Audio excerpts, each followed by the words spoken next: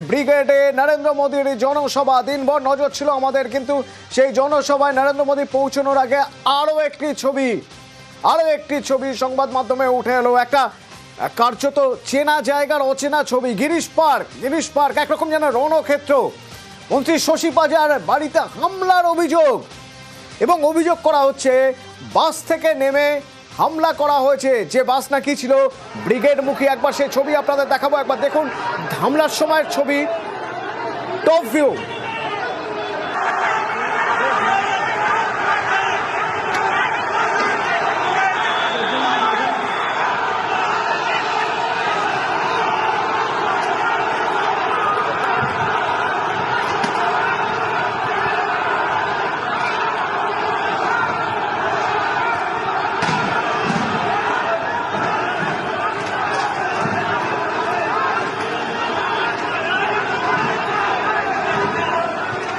सुनिधि कहाँ है?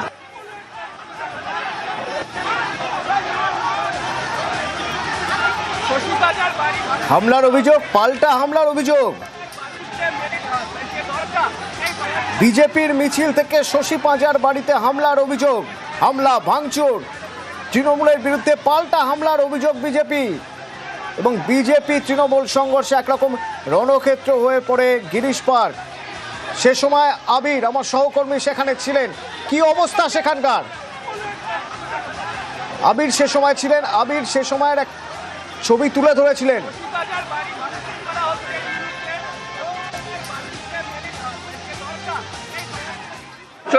শশীদি কি হয়েছিল কি বলবো? বয়কট বিজেপি ফ্লেক্স দেখে এই যে র্যালির জন্য যে যাচ্ছে ব্রিগেডে, বাস থেকে নেমে ফ্লেক্সগুলো ছিঁড়লো, চলে গেল, কিছু বললাম না।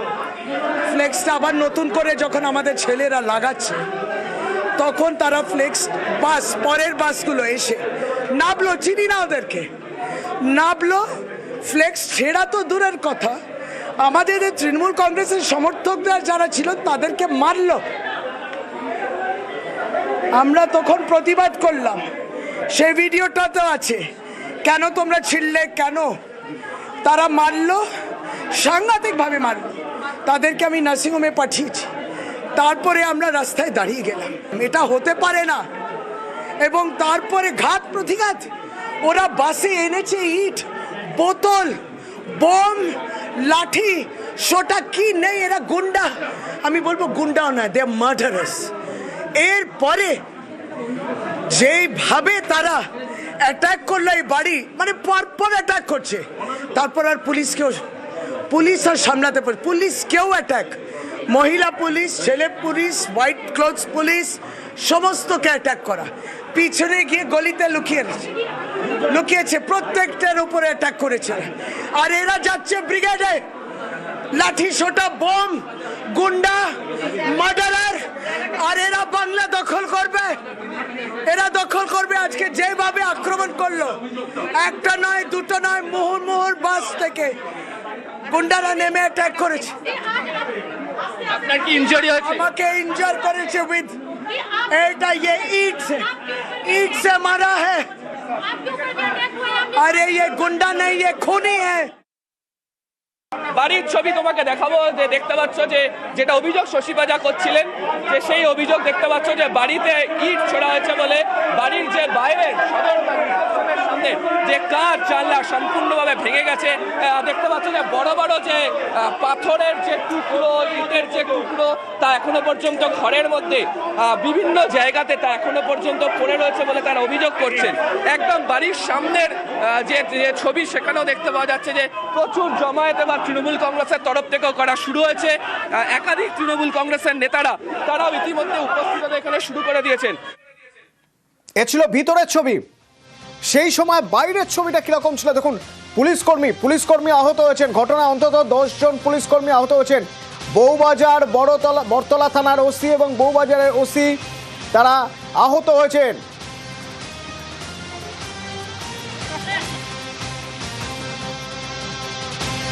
কিন্তু কিন্তু কিন্তু কিন্তু এদিকে তৃণমূল অভিযোগ করছে বিজেপি হামলা করেছে। এদিকে বিজেপির পাল্টা দাবি তারা আহত হয়েছেন, হামলা হয়েছে উল্টো দিক থেকে।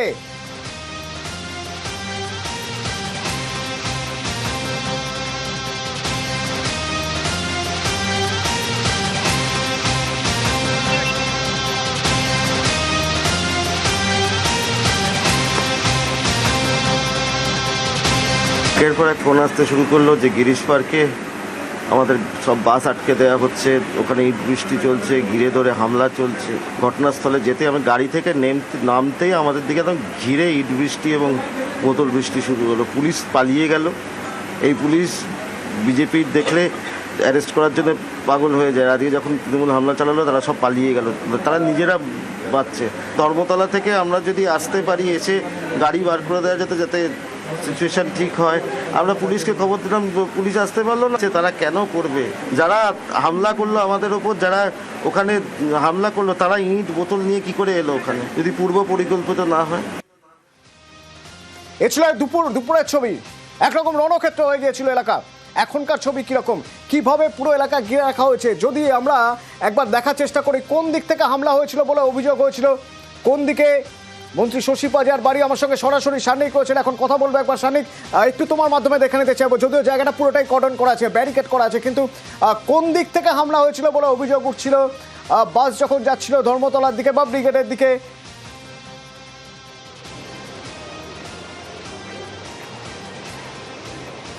অতনু, প্রধানমন্ত্রী সভার জন্য যারা বিজেপির কর্মী সমর্থক তারা যখন যাচ্ছিলেন এই দিক থেকে, অর্থাৎ উত্তর দিক থেকে ধর্মতলার দিকে বাসগুলি আসছিল এবং গিরিশ পার্ক সিগন্যালের ঠিক আগেই বাঁ হাতে যে ফুট দিয়ে বাসগুলো যাচ্ছিল সেই দিকেই মন্ত্রী শশী পাজার বাড়ি।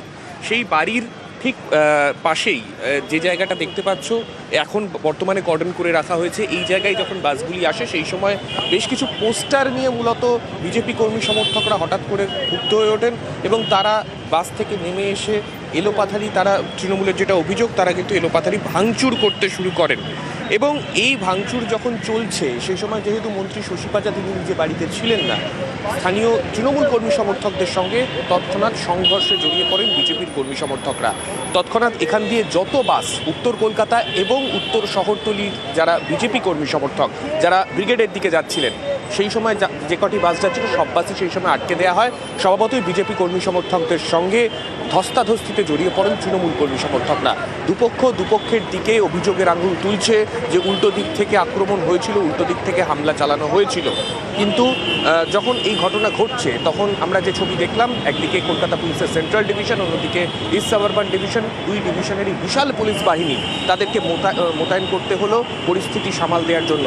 এবং এখনকার ছবি যেমনটা তুমি বলছিলে, এখনও পর্যন্ত বাড়ির সামনে, অর্থাৎ শশী পাজার বাড়ির সামনে এইভাবে ব্যারিকেড করে দেওয়া হয়েছে, কেননা আমরা জানি নরেন্দ্র মোদীর সভা ব্রিগেডে শেষ হয়েছে, তারপরে বিজেপির কর্মী সমর্থকরা তারা বাড়ি ফিরবেন, সেই সময়ও হয়ে গিয়েছে। যদিও পুলিশের তরফে আগাম সতর্কতামূলক অর্থাৎ নতুন করে যাতে এখানে আর কোনো গন্ডগোল না হয় সেই জন্য এই জায়গাটা ব্যারিকেড করে রাখা হয়েছে। কিন্তু যে সময়ের কথা বলছে, এখন আপাতত শান্ত এলাকা, কিন্তু যে সময়ের কথা সান্নিক তুমি বলছিলে, সেই সময় রাস্তার ছবিটা কেমন ছিল?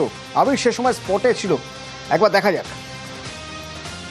এই হচ্ছে সুধীর চ্যাটার্জি স্ট্রিট। এখান থেকেই প্রথম ঘটনার সূত্রপাত বলা হয়। যেটা অভিযোগ করা হচ্ছে, এখান থেকে বেরিয়েই তৃণমূলের অভিযোগ যে এখান থেকে বেরিয়ে সেই প্রথম শশী পাজার বাড়ি লক্ষ্য করে ইট পাথর ছোড়া হয়েছে বলে অভিযোগ। এবং সেই পরিস্থিতি ক্রমাগত তারপর হাতের বাইরে চলে যায় এবং এই মুহূর্তে গিরিশ পার্ক মোড় কার্যত অবরুদ্ধ হয়ে রয়েছে।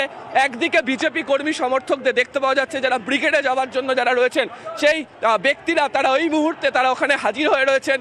তাদের যে মিছিল, সেই মিছিল যাচ্ছে। এবং অন্যদিকে হচ্ছে তৃণমূল কংগ্রেসের কর্মীরা, পুলিশকেও দেখতে পাওয়া যাচ্ছে যে লাঠি উঁচিয়ে পুলিশ তাদেরকে নিয়ে যাওয়ার, এখান থেকে যে মিছিলগুলো যাবে সেই মিছিলকে বার করানো হচ্ছে। আস্তে আস্তে যে জমায়েত ছিল সেই জমায়েতগুলোকে এখান থেকে বার করানো হচ্ছে। পুলিশের যারা আধিকারিকরা রয়েছেন সেই পুলিশের আধিকারিকরা এখানে রয়েছে। বিভিন্ন দিকে পুলিশ ঢুকতে শুরু করেছে, যারা বিভিন্ন জায়গাতে জমায়েত হয়ে রয়েছে রাস্তা বন্ধ করে দেওয়া হচ্ছে। এবং গোটা রাস্তা জুড়ে গিরিশ পার্কের যে ছবি, এই যে রাস্তাতে এই ধরনের ইট পড়ে রয়েছে, পাথর পড়ে রয়েছে, এই ধরনের বাঁশের অংশ পড়ে রয়েছে গোটা রাস্তা জুড়ে এই মুহূর্তে এখানে। এবং যেভাবে মারামারির ঘটনা ঘটেছিল তাতেও দেখতে পাওয়া গেছে যে বাইক, সেই বাইকে ভাঙচুর চালানো হয়, সেই বাইক এখানে পড়ে রয়েছে। কলকাতা পুলিশের যারা শীর্ষ আধিকারিকরা তারা একেবারে গিরিশ পার্ক মোড়ে রয়েছেন। ডিসি সেন্ট্রাল তিনি নিজে শশী পাজার বাড়ির মধ্যে তিনি পৌঁছেছেন, তিনি শশী পাজার সঙ্গে কথা বলছেন।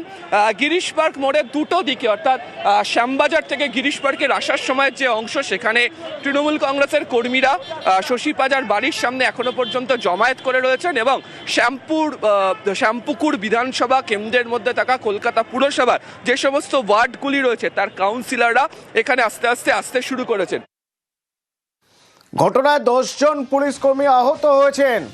ডিসি সেন্ট্রাল ইন্দিরা মুখোপাধ্যায় কি বলছেন ঘটনা প্রসঙ্গে? অভিযোগ হচ্ছে পুলিশ সামনে থেকেও ব্যবস্থা নেই, এমনটা অভিযোগ বিজেপি করেছে।